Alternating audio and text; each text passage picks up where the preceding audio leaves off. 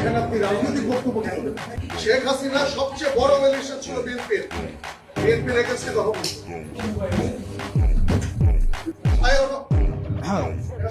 চাঁদাবাজ এর বিরুদ্ধে সবসময় আমাদের কথা বলতে হবে।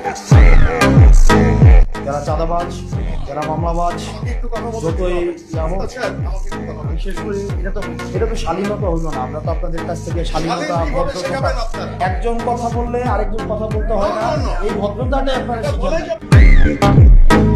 গণতন্ত্র মানে এটা না যে সবসময় শুধুমাত্র আপনার প্রিয় কথা আপনার সামনে বলা হবে, আপনার প্রিয় মানুষের সবসময় স্তুতি গাওয়া হবে, এটা জুলাই না। আসলে আমাদের এই বসে আসা কথা বলতে হয়, আমার লজ্জা লাগে আসলে। মানে আমাদের বাপদাদারা বলতো না, তোর ঘরে আমি হইছি না, আমার ঘরে তুই হইছিস। আমাকে আপনি প্রশ্ন করবেন, আপনি যতক্ষণ পর্যন্ত প্রশ্ন অব্যাহত থাকবে ততক্ষণ পর্যন্ত আপনি রাইট ট্র্যাকে থাকবেন। আর যখনই আপনার প্রশ্নের পরিবর্তে শুধুমাত্র স্তুতি গাওয়া হবে, জবাবদিহিতার পরিবর্তে স্বেচ্ছাচারিতা অব্যাহত থাকবে, তখন প্রত্যেকটা মানুষ হাসিনা হবে। হাসিনা তো ব্যক্তি না, হাসিনা একটা আইডিয়া। হাসিনা কি স্তুতি ছাড়া, এখানে প্রশংসা ছাড়া কিছুই বলা যেত না।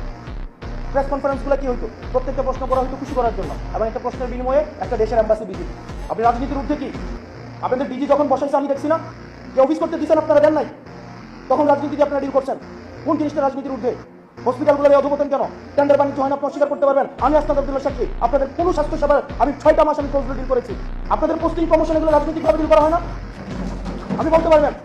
এখন যারা ঢাকায় এসে প্রত্যেকটা দল কোনো না কোনো ভাবে হচ্ছে, যারা ভালো পোস্টিংগুলো পাচ্ছে কোনো না কোনো ভাবে হচ্ছে আপনার সম্ভাব্য যারা সরকারপন্থী সরকারে হবে তাদের অ্যালায়েন্স, এটাকে আপনি অস্বীকার করতে পারবেন? কোনোভাবে অস্বীকার করার সুযোগ নেই। আপনি যাই হন না কেন, যেই হন না কেন, আপনি আপনারা ভুলে যান না আপনি 5 আগস্ট পরবর্তী সময়ে কথা বলছেন।